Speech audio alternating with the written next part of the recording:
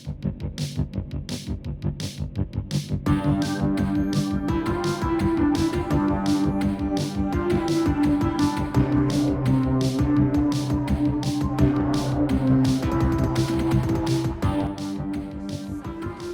guys, welcome back to the buffet. It's Levi bringing you another review, if you can believe it. My Black Myth Wukong review really rustled some feathers, if you will, so we'll see if today's review has the same impact. But if you didn't catch my previous review, I wasn't the biggest fan of Black Myth, even with the hype, and you folks let me know about it. So thanks for that. And a reminder, this review is strictly from my own perspective. You may not agree, and that's totally fine. Just remember, this is my opinion. Feel free to disagree in the comments, or heck, actually agree, if you feel so inclined. Alright, on to the review. This time around, I've spent over 50 hours playing Clair Obscur Expedition 33, a brand new IP from a relatively new studio called Sandfall Interactive. Expedition 33 released April 24th, 2025, to much excitement from the masses, hoping that this game would break the chains of modern JRPG tropes and take us back to the golden age of JRPGs. So, does Expedition 33 win over old farts like me? Does it do enough to stay modern while still holding on to its roots?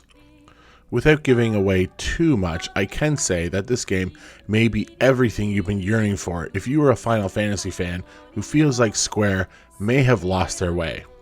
Let's dive in and check it out.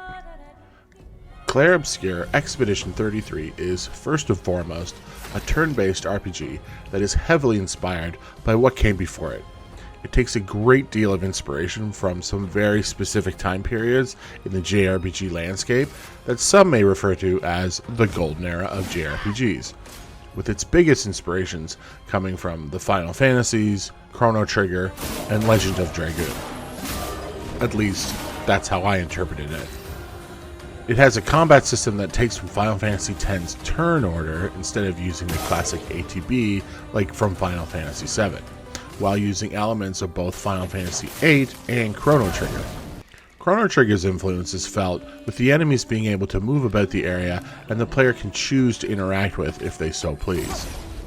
Then, during combat, QuickTime events are the bread and butter of the combat, which of course can be reminiscent of The Legend of Dragoon and its similar system of QuickTime event combos.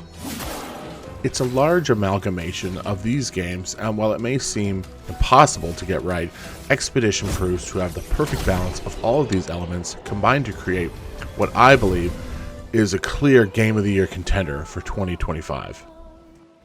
The director of the game had said himself that one of the biggest influences for the QuickTime event system was using the gunblade in Final Fantasy VIII. Pressing R1 right as Squall would strike would cause the gunblade to fire and add additional damage to your strike, making the player feel more engaged during the battle. This is clearly added in and then taken to a whole new level of QuickTime events, which Expedition nails. Yes, The Legend of Dragoon also used this, even more so, but it's nice to know that the director is still a huge fan of Final Fantasy VIII, which is a bit of an underrated gem in the Final Fantasy pantheon. Many other elements bleed over from 8 as well. The party following the leader, the Picto system seeming very reminiscent of the Junction system, but there was this one point where it just clicked for me and I said to myself, this really is just an homage to Final Fantasy VIII in the best possible way. There are certain small sections of the game where the camera becomes fixed in position and it's presented almost as a still image, just like back in the days when you'd get these beautiful rendered 3D backgrounds. As soon as I came across one of these areas and I saw my team mindlessly following the leader, it gave me such a shot of nostalgia for Final Fantasy VIII that I knew this game was something special and that the devs over at Sandfall really knew what made those games amazing to play and to look at, and how it translated so well into the modern age. I haven't even mentioned yet that there's one thing that so many modern RPGs are missing today, and it's utilizing a world map, or as some call it, an overworld map. Having your characters represented on a massive overworld where everything seems like a miniature diorama has been lacking in games of late, An Expedition managed to prove that the world map system of old can and still does work very well for exploring and presenting enemy encounters without needing to use random enemy encounters. It's a great way to piecemeal out new dungeons and let the player learn where they can and can't go along the way. I think the overworld map is incredible to look at, and it never once got boring for me to explore. And like any good RPG, you will eventually be able to traverse the map in new and varying ways as the game progresses. Much like chocobos and airships, unlocking your methods to traverse the world map become one of the best parts of Expedition 33. As the reviews unfolded, you've probably noticed that Expedition is also a joy to look at in every sense. The game opens in the city of Lumiere, your hometown, where it becomes apparent that these environments will be both beautiful and bewildering at the same time. The lighting is spectacular at all times and is used to fully embellish each area as its own special location. You'll experience a full array of lighting in this game, from warm, bright forests to damp, blackened caves, and of course, snow-capped mountains with fire bursting out of the ground. Naturally. Evening sunsets and cloudy, rain-soaked mornings, Expedition 33 makes sure that each area you're exploring is distinct in its lighting, to really showcase the environments to their fullest extent. The locations themselves are nothing short of breathtaking, and I once again found myself just standing still and taking it all in.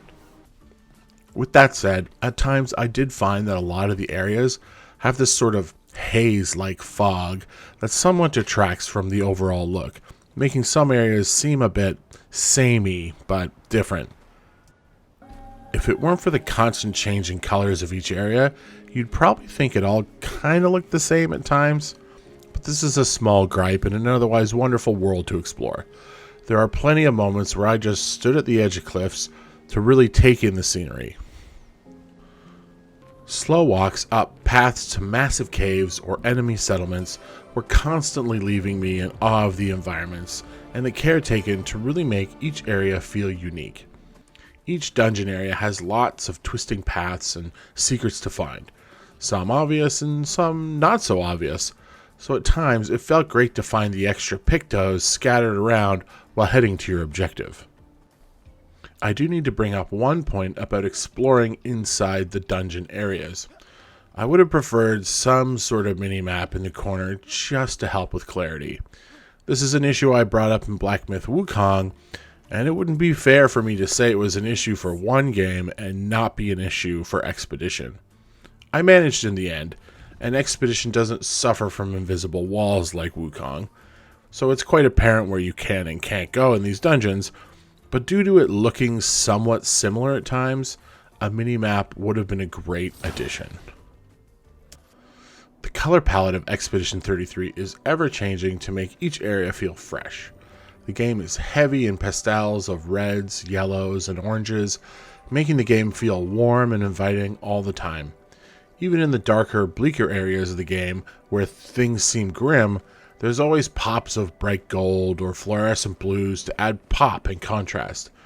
The game has a perfect balance of color and design, bringing every area to life. The variety is overall really great in this game, and I enjoyed each area for its unique style. And with every environment and dungeon comes an array of spectacular monster designs. The enemies you'll encounter along your 40-plus hour journey are so unique and interesting that you'll find new and exciting designs one after another with little slowdown or reuse of enemy designs. Sure, you'll see the same monsters more than once, but they never overstay their welcome before you're seeing a new enemy with a new set of moves to learn. Again, surrealism is definitely a major factor at play when designing these enemies. Expedition has some of the most interesting concepts I've seen in years, and they all seem so much in tune with this universe. While they may look odd, they match the overall aesthetic of the game. It's also refreshing to see that none of the enemies fall into your classic fantasy trope list of standard enemies. You won't find goblins, trolls, or dragons in this world. They're all wholly unique to this French-inspired lore and truly don't resemble anything I've ever seen to date. A great example of this is the Burgion. Sorry if I butchered that name. It's both a wonderful and horrifying creature design at once. It's massive and lumbering, but strangely beautiful with its flower-like head design and gross dripping face, if you want to call it that. It comes across as both menacing and something to triumph over. It also has an annoying ability to swallow one of your teammates, making for an interesting battle dynamic, forcing you to stagger the enemy so it'll spit your companion back out. This also makes you think on your toes, as he may swallow your top player, and you'll need to utilize your other members more effectively without the crutch of your main DPS character. Or take the Hexka, maybe a more traditional enemy, being that it's a cluster of rocks with arms and legs, but it still has a huge presence on screen, and defeating it makes you feel like you're tackling some massive monsters. He clearly shows by his design alone that he means business. All enemies have this feeling that you have to take them seriously at all times, much like in the Souls games, where even a low-level enemy could be your undoing. There are about 50 or so different enemies, and they all bring something special to the table with both design and how they attack in battle. The bosses also bring huge spectacle to their fights. Some are humorous in nature, like the gestural-built Sakap attacks, or the adorably menacing Chromatic Abest, which looks like a cute, fluffy sheep that can one-shot you into oblivion. Then there's the Duelist, a boss that looks like it was ripped straight from the world of Dark Souls. This fight was definitely a skill check in the mid-game for anyone who thinks you can ignore the core mechanics of the combat system. With the game packed with over 50 bosses and 50 enemy variants, Expedition proves to be a powerhouse in unique designs and challenge for its enemies. I was always impressed by each enemy's new strategies and designs right up until the final act of the game. The character models of your core party are also really well done. It's hard for modern games to tread the line between having their own style while still seeming realistic, but I feel like Sandfall Interactive really nailed each of the characters' looks. They're all very well animated, and let's be honest, I don't think there's a single person in this game that isn't conventionally beautiful to look at, which is a big plus if you're going to be staring at these people for 50 plus hours. Hello, what have we here? I'm Lando Calrissian. I'm the administrator of this facility. And who might you be? Run away! The acting and line delivery for each character is truly a high watermark for any other game going forward. All their performances were real, raw, and played with a strong sense of heartache and despair. A lot of games can fall apart just from the actors' performances, and I'm glad to say that each person fully commits. That should be expected though, as there are some big names doing the acting for Expedition 33. Andy Serkis makes an appearance as the white-haired man, a mysterious main villain in the story. Charlie Cox, best known from Daredevil fame, plays one of the main protagonists, Gustav, an almost broken man with nothing left to lose, who still holds on to the past, making for some wavering leadership at times. Ben Starr, who you may recognize as Clive from Final Fantasy XVI, voices Verso, who joins the party later but has some secrets of his own to discover. Those three are certainly the biggest notable actors in the roster, but the other performances from Jennifer English in particular, who plays Mael, are strong and impactful as well. Without spoiling much, Mael really starts to take on a larger role throughout the story as the game progresses, and it's great to see that she never comes off as annoying or needy like many of these younger age characters tend to in other RPGs. Christy Ryder and Shayla Nix are great in their roles as both Lune and CL. While the characters don't have much impact on the overall story, they are presented as believable, likable characters who you can't just help but want to root for the entire way. And of course there's Minoko, the battle-hardened Gestural, who is one part comic relief and one part buddy companion to Verso. Minoko is played by Rich Keeble, who was also recently in Split Fiction this year. Minoko is your stoic warrior a la Drax-style character that may or may not fully understand sarcasm, making for some funny interactions between him and Verso. Out of the question. I will never join you again. There will be a lot of fighting, though. Oh yeah, that's true. Yeah, it's true. There will be a lot of fighting. Exactly. Count me in then. Good. Good. Good. Good. Yes, good. There are other characters, of course, in Expedition 33, but I truly feel like everyone should just be playing this game to experience the rest of the cast and crew along the way, without getting any spoilers. Which is why I won't be giving any spoilers for the game's plot other than what's already been stated from the trailers. The setup of Expedition 33 is a straightforward concept that doesn't waste any time making the goals of your protagonist clear from the start. Everyone lives in a world where, on the far side of the continent, lives an entity only known as the Paintress. Every year, the Paintress paints a new number on her giant monolith. The number represents the age of the citizens of Lumiere. When your number shows up, if you are that age, you will cease to exist. Each year, the number drops.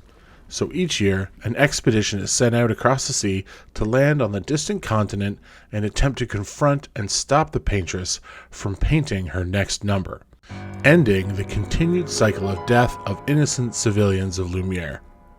Hence why you are Expedition 33, as we've reached the point that only people 33 and under are alive. The game does state that the expeditions had started with 100, so it's been 67 years of this process and 67 years of people's lifespans getting shorter and people having to cope with the slow demise of their society at large. To say that the opening premise is bleak is putting it lightly.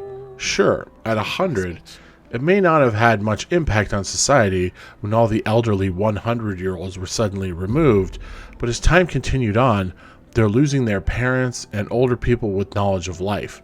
By the time we've reached the start of the game, 33-year-old people are considered old by the standards of the children. And if the cycle continued uninterrupted, you'd imagine that these children would be left to take over Lumiere and each year become younger and younger, eventually having a full societal collapse, where I would assume the children would just perish with no adults left to help them with survival. It's all incredibly bleak, like I said, and it sets the tone for how important these expeditions really are. Once the team reaches the continent, things are never what they expect, so their journey is filled with mystery and tribulations at every turn, making for an incredible story that has some great plot twists and meta concepts about their world around them. I cannot stress enough how important it is to not talk any more about the plot, as each person who wishes to play this game and experience this game must do it on their own. It's truly captivating story that joins the ranks of classics like Final Fantasy VIII and Chrono Trigger, in my opinion, and it should not be missed or spoiled.